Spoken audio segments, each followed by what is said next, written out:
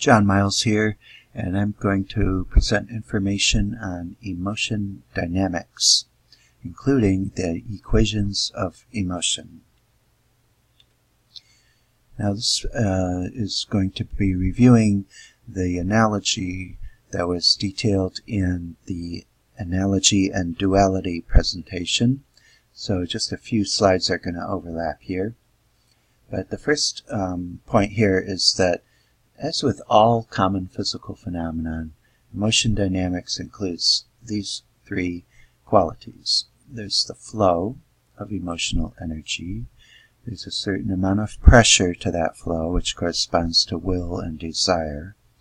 And then there's the impedance, various factors that can limit or block the flow. And I found that these three quantities interact according to the same laws as their physical analogs. Here is the correspondence. Emotional charge corresponds to electrical charge. Electric charge flows through circuits with a current, and that corresponds to emotional flow. I'm using phi, Greek capital letter phi, to signify emotional flow. We can call it emotional flux. And then the rate of flow is phi prime. This corresponds to I prime. Force and voltage in electric circuits correspond to will and desire. Your will and your desire is kind of like the power supply that drives everything. And the circuit itself is primarily comprised of lumped impedance parameters, emotive impedance, and I'm dividing all emotional impedance into three groups here, corresponding to inductance, resistance, and capacitance. So these are, the first and third are time sensitive, and inductance is like habit. Just like the coil has a circle, spiral repetition, we have a habit, inertia, resistance to change, and even to the point of addiction.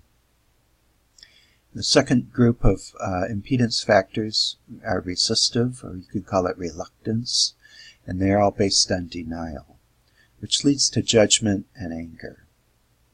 The capacitive terms are all about doubt, and that leads to fear, anxiety, and avoidance. It's good to distinguish between these three types of impedance so we can learn how to reduce them or understand how they interact. Here we have the standard equation. So as within mechanical or electric forces, it's always going to be impedance multiplied times the flow. And here again, emotive force corresponds to desire, will, and passion. Emotive impedance corresponds to resistance, the lossy term, and two types of reactance. The inductive reactance is about habit. The capacitive reactance is about doubt. And the resistance factor is based on denial.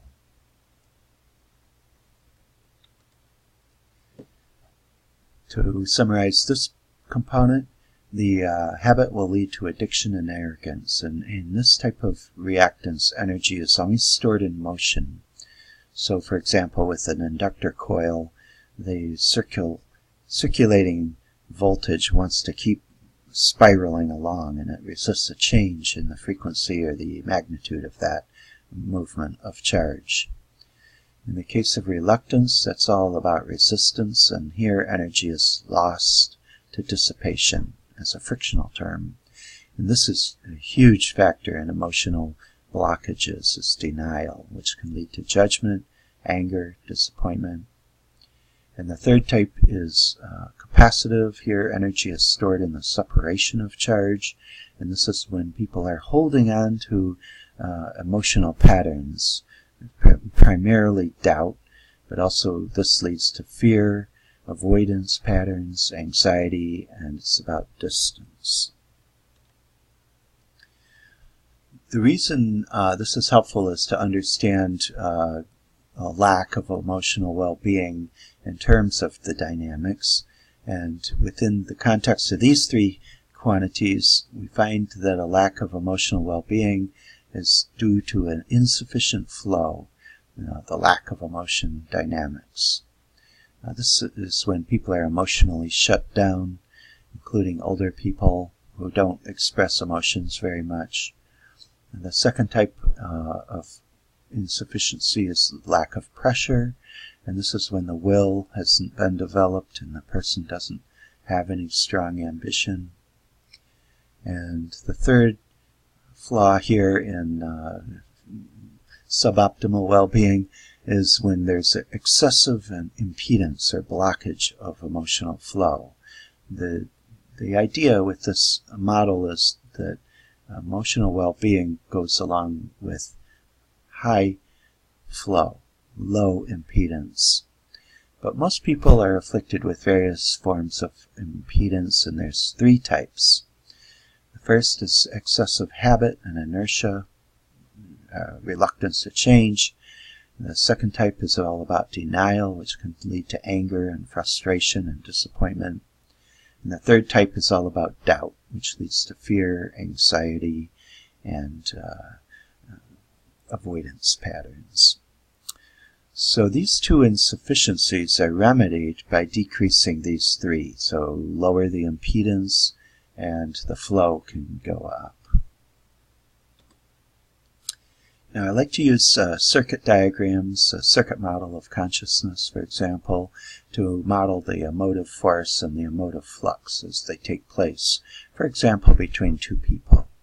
So here, looking at a dualistic version of body and mind, just to keep it real simple here at first, we have person one interacting with person two through their body, whether it's speaking or writing a letter or typing out an email or talking, just gesturing. The body is expressing and the second person is perceiving. This is all at the sensory level. And then the information goes into the mind, and it has got affective connotation and emotional feelings associated with that information. That all generates a type of a response that goes back through to the body. And this is the flow of energy in terms of circuit dynamics. Now a more advanced model here is a three-level model of consciousness, where we have the soul, the spirit body, and the physical body. And for simplicity, I'll keep that as a single block. But looking again here, we have, in this model, the physical body generally is going to last for several decades, maybe 80, 90 years, if you're lucky, and then after a while it quits, and it's not happening anymore. But even though that part drops off, we still have your spirit body and your soul. And as a matter of fact, you are your soul. This is what you really are. You are your soul. A lot of people don't realize that. But the soul is going to be influencing the spirit body, which influences the physical body. These two bodies are kind of like appendages of the soul, which is what you are.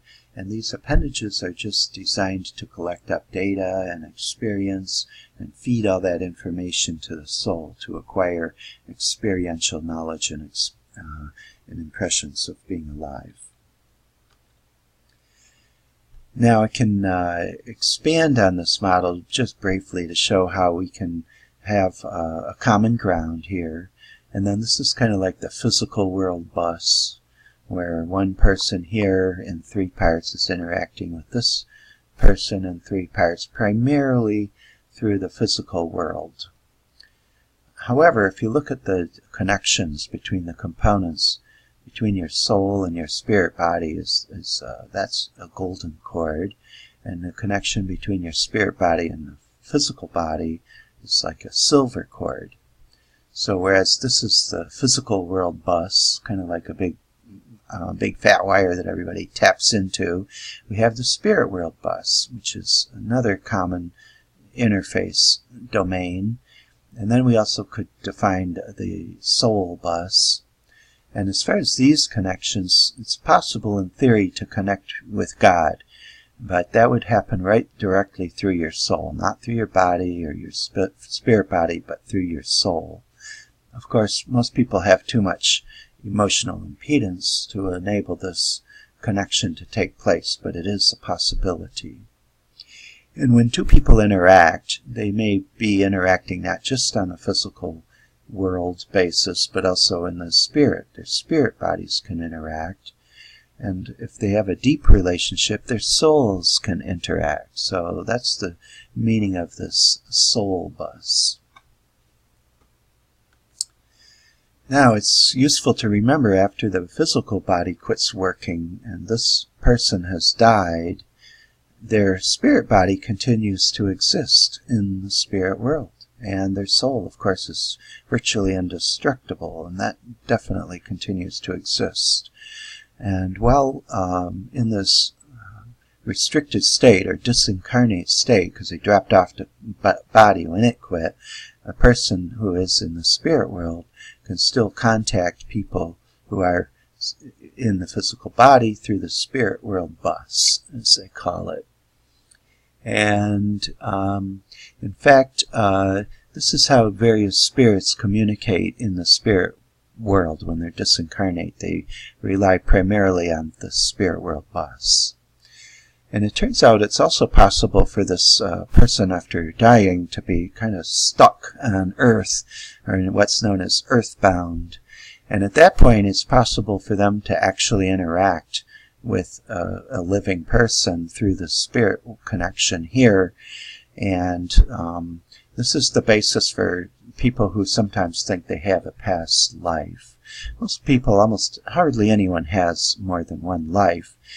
And those who feel that they were in a prior existence, they're actually just tapping into the spirit body of a person who really did live a long time ago, but that is a distinctly different soul, and this person is basically prone to getting spoofed by disincarnate, deceased people who connect up and make them think that their past memories are their past memories, but that's not really the case.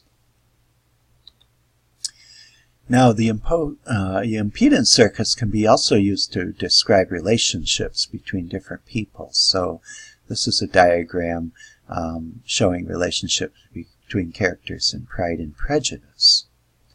And let's take a close-up look at that.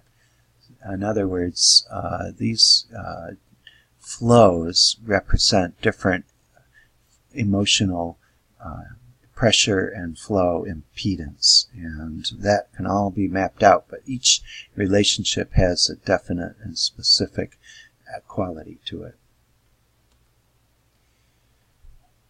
Also, the way an emotive circuit, meaning a person's emotional conditioning, responds can be characterized or inferred by submitting a signum function, which is like a discrete +1, like in terms of winning the lottery, let's say. How do they respond? Or a setback, a -1, like a car crash. How do you respond?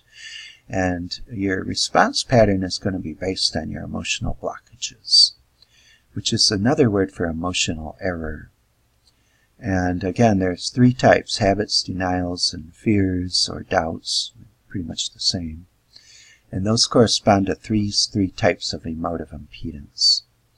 And to illustrate, when a group of people are subject to identical event, you know, it might be an airplane crash landing, let's say, or just some setback, like losing a ball game or something, the way each individual responds offers clues about their specific personal impedance.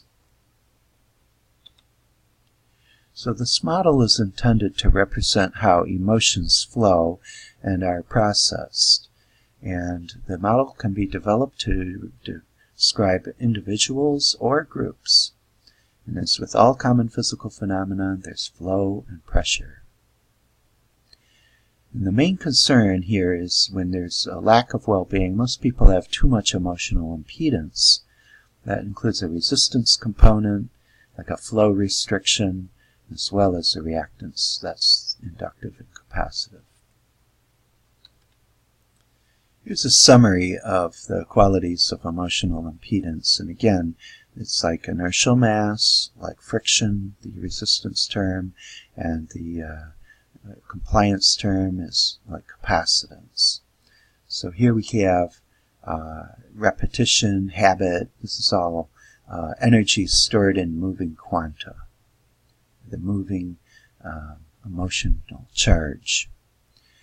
With the frictional term is lost through dissipation. That's like friction, drag, conflict, and then that's all about denial. And then when energy is stored in separated quantum, like a charge in a capacitor, that's all about holding on to fears, attachments, having a high retentivity, doubt, fear, uncertainty. That's what this term is about. Now here's a larger picture of showing the range of when you have high reactance and low reactance, high resistance and low resistance. And this is essentially the equation of emotion based on physics. We'll call it emotional dynamics. And that has more detail you can study. But just to illustrate it photographically, inductive impedance is all about arrogance, habits, addictions, prejudice, and your facade. So it's all about what you need, what you believe you need, and what habits you may have.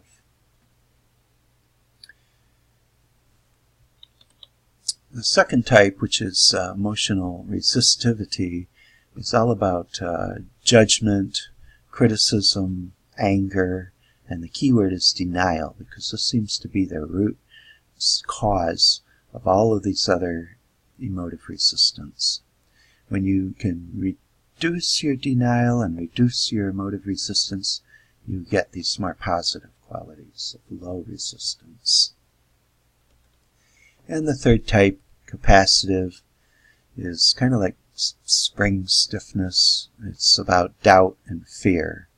And it's all about separation anxiety, avoidance patterns, distrust, worry, and these things all are a holding on to of anxieties and fears and doubts. So here they are side by side. There's the inductive, which is based on need, habit, repetition. This gives rise to your facade, different ways you treat people differently, unhealthy habits, expectation, complying with other people's expectations or your own, feeling arrogant as if you already know everything that there is to know about something. That's the inductive term. The lossy term is resistance, and this is all about pain, lack, damage, and it's all due to denial here. And denial gives rise to anger, avoidance patterns. And over here we have the capacitive term. It's all based on doubt, which is uncertainty. And of course, fear is always based on uncertainty.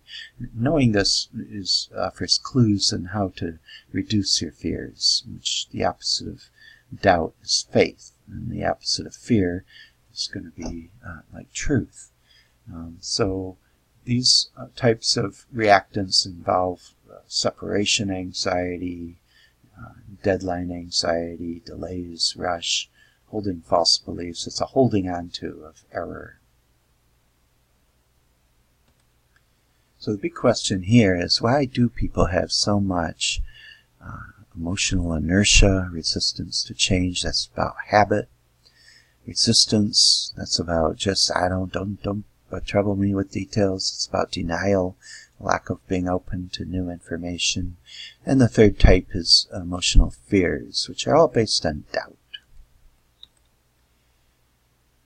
It turns out people are fundamentally an emotional being, and most, perhaps all, health concerns have an underlying emotional cause. So we must address the underlying emotions in order to make a sincere soul shift forward into a better life.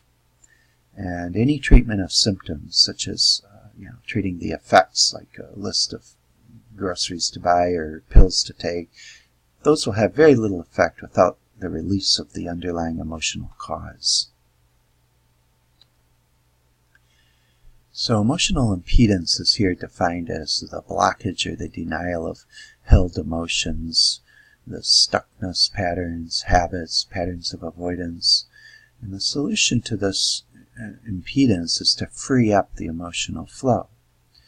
And this has to be done by facing the truth, coming out of denial, face the truth with honesty and sincerity, and spend plenty of time every day, and so many times a day, feeling, exploring, and discussing all these issues of resistance that you have. And of course, important is to maintain an attitude of humility. And I like to define humility as, among other things, is the opposite of arrogance, which is when you think you already know it and you don't really need any new information. Kind of closed-mindedness is the opposite. Every person has fears, and the best remedy for fear is to develop faith. Because faith overcomes doubt, and doubt is the basis for fear. It's not easier to do, though. Most people are unaware of their fears due to extreme denial. And avoidance is in itself a form of denial. The problem with denial is it's typically invisible to its holder, and it's very difficult to notice or identify. Every person has habits, mostly unhealthy, and as mentioned, a lot of people just automate their routines and they don't really exercise their free will. So habits themselves, such as judgment, procrastination, these are forms of denial. So I put a box around here because it's kind of the keynote, but our emotional reluctance to change is the primary obstacle to our progress. We each must accept total responsibility for our condition and responsibility for improving it. You can't rely on somebody else to fix your life. And reducing personal resistance to change and truth is a key factor to best health and improving your relationship with God. Now what happens in everyone's case is there's this thing called emotional injuries, or the imprinting of stress, early in life primarily, but it happens throughout your childhood. But upon birth, the newborn is faced with a significant change in living conditions. The survival is uncertain, it's contingent now on behavior of other people. You're going from a warm, dark, comfortable zone into harsh lights and noises. And this imprints the brainstem. These components of the brain are still being developed after birth and right before birth. And the brainstem is the autonomic nervous system. It needs to establish a baseline response pattern, and it keeps your lungs breathing and your heart beating and makes sure that you survive. But it goes along with having some survival fears and anxiety. Now, above the brainstem is the limbic brain. That's the emotional brain. All your memories and feelings are processed there. And the top level is the neocortical brain, which is also known as the thinking brain.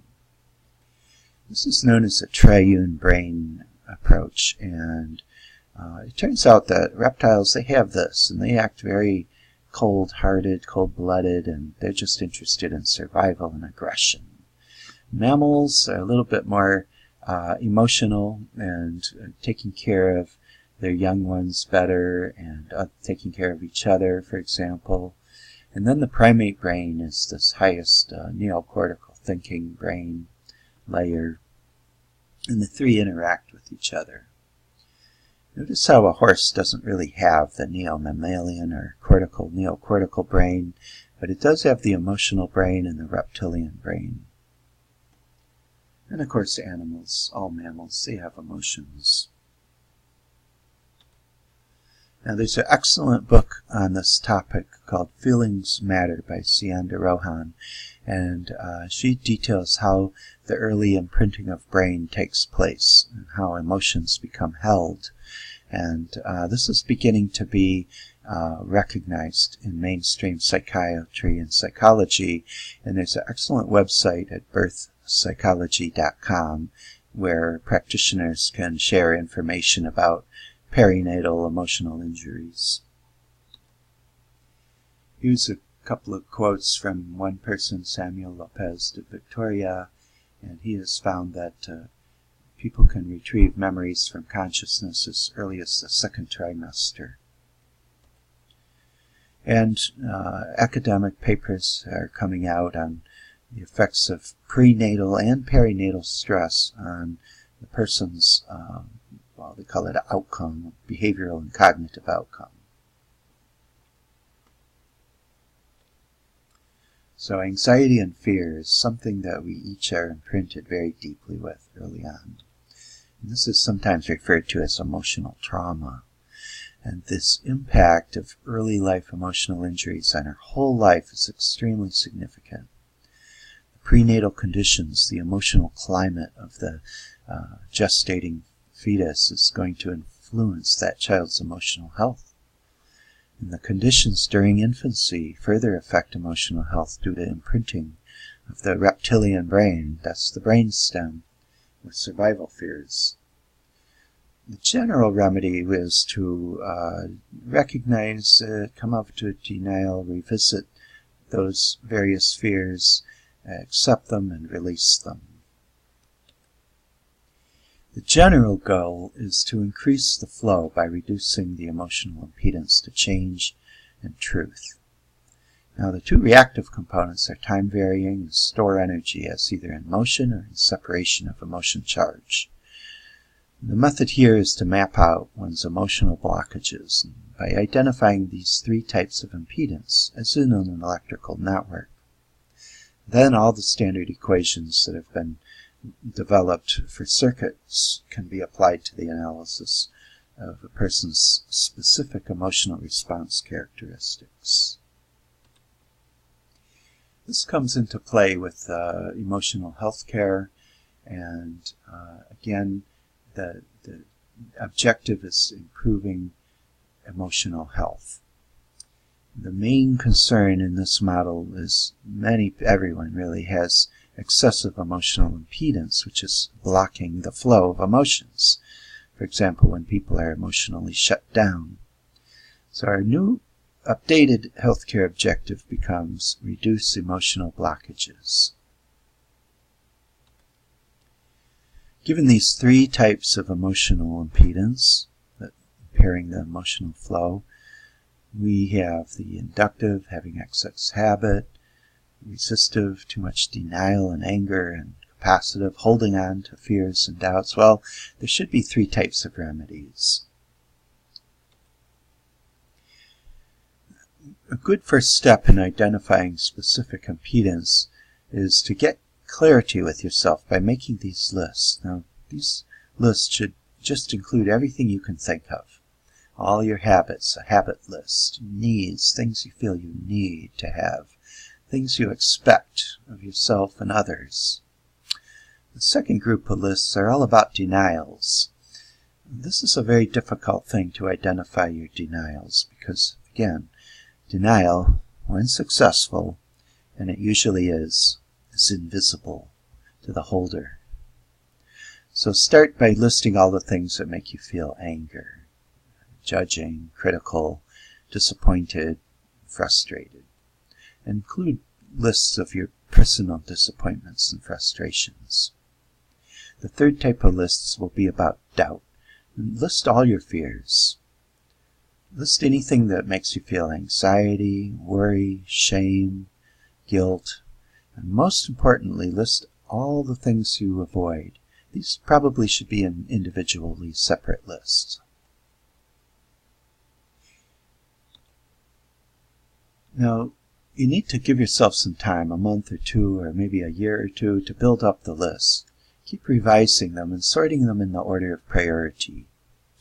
You could also make positive lists as well. List everything you feel passionately about, all the things you love and what you love to do. And while we're at it, things you hate and hate to do. Those will give you clues. Gratitude, all the things that you appreciate and are grateful for. And then when it's Thanksgiving, you have your list already handy. List all the things you're attracted to, things your desires, your deepest desires. And this one, my personal favorite, is quirks. List all the things that are really unusual that you notice about yourself that other people don't commonly have. For me, this was one of the most informative of all my lists. It's helpful to discuss this with other people, partner, friend, counselor, and the list will help you uncover your invisible denials. So your desire and passion, other positive lists, clues to how you might need to further develop your will. The habits lists are clues to your facade, because a facade is based on habits and judgments, actually all of these. But the denials list and the judgment lists are all about blockages due to denial. And the fears and doubts, those are telling you about deeply held terror, things you're really concerned or fearful of.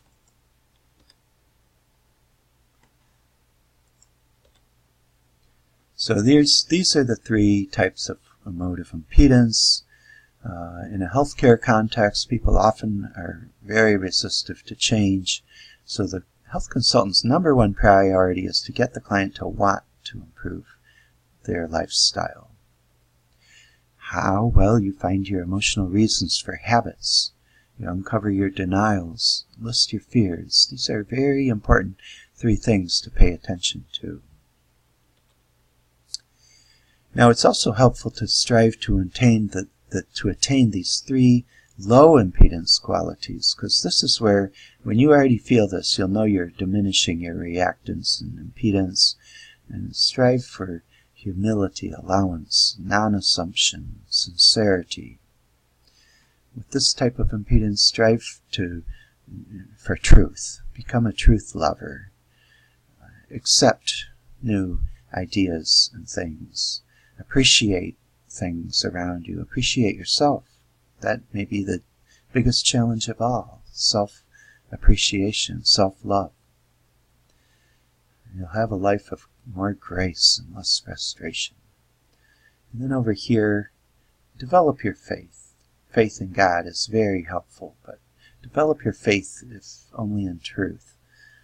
Learn to trust your intuition. Engage things instead of avoiding stressful things. And just have an open, fearless attitude. So how to modify habits? This is a big concern here, because most of our health concerns arise out of unhealthy habits, whether habits of thought, habits of speaking and responding, or habits of consumption. So it's good to explore all emotions relating to habits, and notice what emotions arise when the habit is not being satisfied. Also, I find it helpful to recall how you usually feel before, during, and after any unhealthy habit satisfaction. And you compare this to how you feel before, during, and after a healthy habit satisfaction. So let's take a look at an example. I like to call this the arc of temptation. Let's say you want to have a burger and a beer, and this is your pleasure curve over time, and oh yeah, it tastes good, it's fun, having a good time, but eventually you might not be feeling so good, and maybe you ate too much, but your net change could in fact be a bit on the negative. So my suggestion is, next time you get this temptation anticipating the pleasure curve here, remember this consequence. And then you can just kind of simulate the event, go through it in your memory, and then say, oh yeah, that's right, I didn't feel so great afterwards. So, do that. Like tequila, for example. If you have too much, you feel really, really bad. Or any kind of liquor. And then remember that next time. Now, you may have another habit that's positive, like enjoying a healthy salad and just water, let's say. And remember how when you were done, you really felt a lot better than with junk food. In fact, it's been shown that having a salad every day is extremely beneficial to your well-being. Do you have resistance to that? Try it. You'll like it. It's very, very satisfying. So let's compare these two options, let's say, for dinner. And notice the net change. Now look what happens when it happens over and over and over. The net change increases in the negative direction for unhealthy habits, and it increases in the positive direction with healthy habits. So the whole idea is we have this emotion curve, and we want to try to move it upwards here. That's the healthy approach, is going upwards. But people have roller coasters, they might have setbacks, they might not live very long, but this curve really has a very sensitive dependence on the initial conditions. And this is why it's so important to go back and revisit all the emotions you might feel about your earliest life. Now, this concept of an emotion curve actually has been used to compare story arcs, and software based on lexical analysis was applied to 1,700 classic stories. And the words that were used were each scored on a happiness scale and then graphed out to see how the level of happiness changed throughout the story arc. And here's one example, the emotion curve for Romeo and Juliet, where the curve might go up, they're getting really happy, but then the misfortune hits and they end up being not so great, less happy at the end. Here's an emotion curve that was calculated for Harry Potter, and here this is a roller coaster pattern, up, down, rise, fall, basically ending up at the same point. But the interesting thing about this study is out of 1,700 stories, all the patterns fell into just one of 6 types. There's the rise, the fall, rise, the rise, fall, rise, and then the mirror symmetric opposite. All the stories fell into these. You can see the individual plots graphed on top. So the end goal here is to make your emotion curve, your curve of well-being, always going up, so as long as you can. And here's a graphic I like to visualize. It's kind of a play on words, but in the Greek culture, the ancient Greeks had this concept of sin, which is just missing the center of the archery target by a certain amount. And I'm saying that's kind of like this error, which is the sine of theta, sine of the error. And so it doesn't have to have any judgment attached to it. It's just the fact is that we're never perfect, and we always have some discrepancy between what we aim for and what we accomplish. So be humble to that, and always seek to better understand and improve your condition. I like to call it error detection and correction. Here's a couple of quotes from some time ago on the negative aspect. Feeling sorry. Learning to appreciate yourself is quite a challenge for many people. And wallowing in self-pity is just one of the worst habits. I think Dale Carnegie noticed that. And Deepak Chopra has noticed that it's very problematic when you're compelled by habit and inertia. And this person, Will Durant, has shown that you can have positive habits too, such as excellence, which is in itself not an act, but a habit. And here's one last graphic I came up with to show how you have choices between our high impedance behavior, which is about arrogance, habit, apathy, and doubt, fear as the basis of your behavior. Or you could have low impedance basis. This is a more ideal behavior: humility, a well-developed will, and a lot of faith. And this leads to the action basis of truth and love. These are the guiding principles, and the trend, the resulting direction is towards God, God's harmony. These high impedance problematic behavior have their basis for action. It's all based on error and fear, and you're going to be falling short of the mark more and more as a result. So a good trajectory through life starts with this ideal behavior that you can have with low impedance.